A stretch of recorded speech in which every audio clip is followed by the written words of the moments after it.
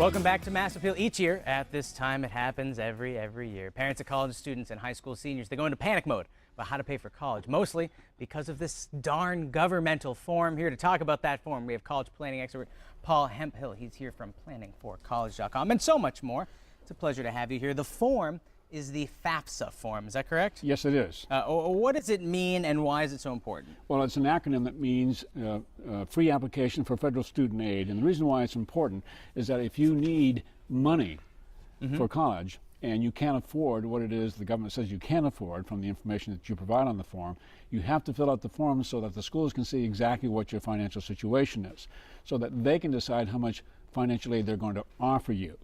I understand. So you fill this form out, the form goes to the colleges, and that helps them hedge their bets by how much aid they want to give to you. That's correct. In addition to the government aid that may or may not come to you. Exactly. Is it possible to find out how much aid you're going to get before you even fill out this form? Absolutely. You ought to go to a website called collegeboard.com, and you look up the term expected family contribution calculator. Fill in the blanks, and you get your answers back in a nanosecond. Well, that can make it easy too. If finances are an issue for certain students at certain colleges, it can help you kind of frame your search and your parameters. That's correct. Now, what I want to know too is if there's a cutoff limit or for a dollar amount for a family. Great question. Typically, if you are applying to a state college, the cutoff amount is roughly around $125,000. If you're applying to a private college, like let's say Mount Holyoke or Trinity College, the cutoff amount is going to be around $200,000. Now, is that gross family income? Yes. Okay. Now, I imagine, I mean, looking at my house and my paycheck, I'm well under that. Had I a child going to college, I would definitely be under that form. And I imagine most people out there are. So what happens in that situation?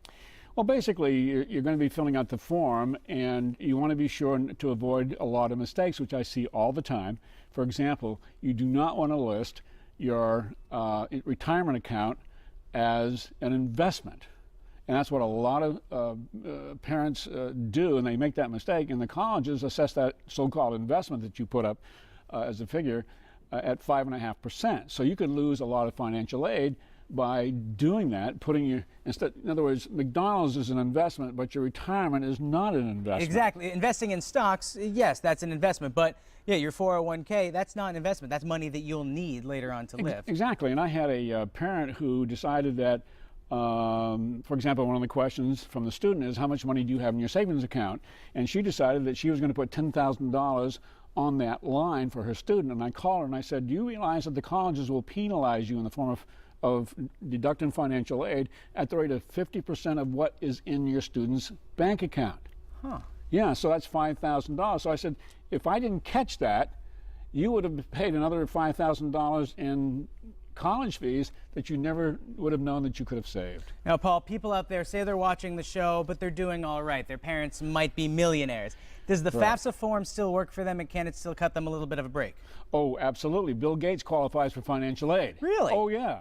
All he has to do is fill out the FAFSA form, and if he wants his son to have skin in the game, he can say, okay, kid, you're going to fill this out. I'm going to fill this out for you.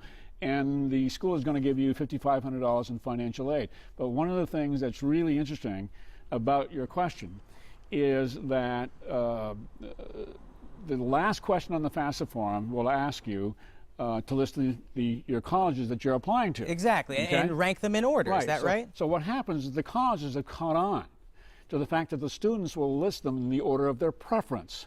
So for marketing purposes, the school that sees that they are the #1 school, they'll say, oh, he really wants to come here, so we're going to give him less. Yeah, because he wants it anyway, so, or he or she, and so yeah, we don't need this. So colleges #2 and #3 will say, well, how much financial aid can we offer this kid to persuade him to come to our school? So the strategy is to use your first choice college and place it on the third line, and your third choice college, put it on the first line. This way, your first choice college, they don't know it, but they're luring you with money and scholarships left and right. Exactly. But Paul, has always great tips. Thanks for stopping by. You're welcome. I think Paul's helping us bamboozle the system. You're good at that. Ahead, usually when you